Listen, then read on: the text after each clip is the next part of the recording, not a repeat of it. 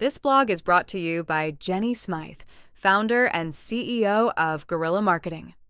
I don't remember the internet coming on the way that I remember MTV coming on air. The digital world just kind of seeped into my life in the late 90s when I started using chat rooms for fun and electronic mail occasionally at work. I would print my boss's emails, he'd write his responses, and then I'd type and send the response. But eventually, I saved enough money to have the phone company put an extra jack in my rundown one-bedroom apartment. I unplugged my cordless phone in the kitchen and plugged in my refurbished Tangerine iMac. I waited for the starting up screen to load, and once I knew we were both ready to go on an adventure, I moused over to explore my new world. Click, click, beep-boop, scree, ch-ch-cheech. Pause here for panic to see whether you'd be able to connect or not, and then the sweet sound of silence. Connection. I was in love.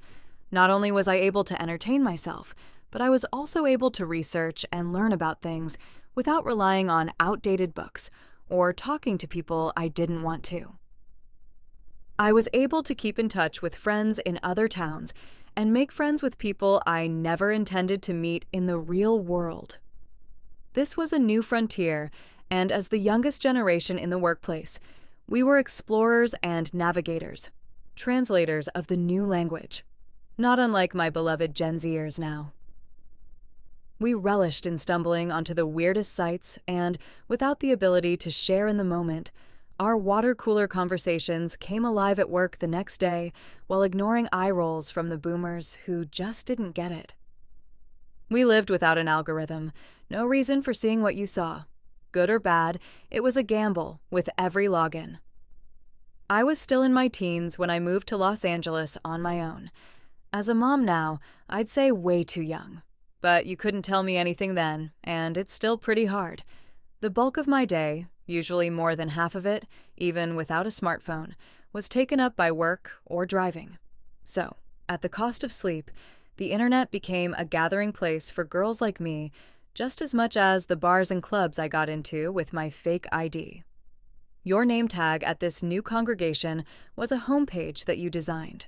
Looking back, it seems so modest. No one knew what they were doing, and we had no idea one day we'd have something fancy like MySpace to templatize our bio and showcase all the cool people we called friends. Sup, Tom. The World Wide Web was under construction while we were living in it, and creatively speaking, there were no rules. If you were a real ace, you had a hit count or some badass MIDI music on your site, which was probably breaking it constantly. But this wasn't about function, this was fashion. You could be online and anonymous without being creepy, but of course that changed as it always does. You had a username, not a brand. Conversations could go on for days or seconds, and when you logged off, you disappeared until you chose to reappear. There was no real footprint, no receipts. You could experiment with your identity and your ideas, and if you didn't want to revisit, you left. If you were targeted, it may have been a digital inconvenience, but it wouldn't ruin your life. You simply created a new username and moved on. Chat gave way to Messenger, today's Slack, and for me, went from being a platform for fun to a tool to use at work. I still remember abandoning my AOL Messenger when I went to work for Yahoo. And to be frank, I never used Messenger, or really email, for personal entertainment again. My eye was caught by the social networks, and as they started to bubble up, it was a natural transition to walk down those roads socially, as our parents and older coworkers logged on and began to forward email chain letters asking us, "Is this okay to click on?" We crashed often. We learned the art of saving as we went, like it was religion. One bad GIF could take Netscape to its knees. One image reveal could take an hour. There was no warning for shock sites or disturbing content you clicked on by accident. The banners were plenty. It was very bright. You were always worried about getting hacked. It was dangerous. Viruses were everywhere. Every attachment was a potential attack. You'd shut your computer down in a panic, hoping if you didn't see them, they couldn't see you. trolls turned message boards hostile fast. Moderation for harassment was self-managed within the communities. Nothing worked together, and everything was wildly incompatible. You had plugins, shout out Real Player, and you paid for the internet by the minute, so you cherished and appreciated the access, or you used it at work because you couldn't afford it at home. I say all of this to convey that times were not actually simpler in the first decades of the internet. In fact, this brave new world was clunky, misunderstood, frustrating, weaponized, politicized, and dismissed at every step. It had blind spots, violations, and countless reiterations with innumerable comings and goings. While yes, media became easier to upload, consume, and share, and communities became more robust and popular, the real world was far behind. We found ourselves sitting at a crossroads of consumerism without any mechanism to control its monetization.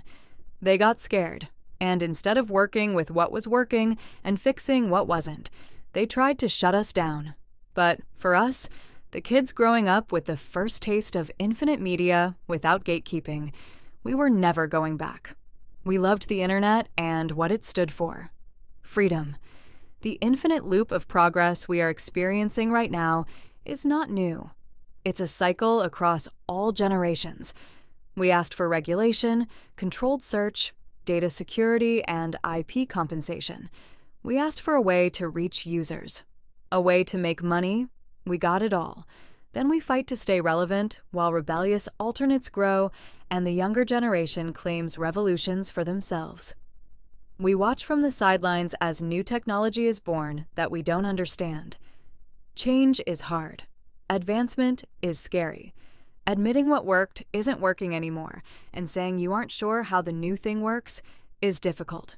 But change is in our digital DNA. It's going to be okay. Like any technology, the old folks dismiss it, the young folks embrace it, and the world turns. Nothing is new. Love is love, and I still love the internet. Be good online, and in real life, Jennie.